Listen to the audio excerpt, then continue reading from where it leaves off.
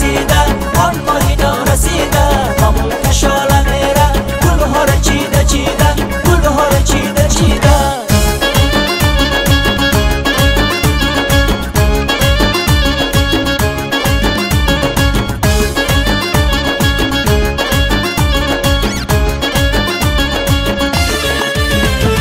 رفتم بسد تمنا آنگه من از قفایش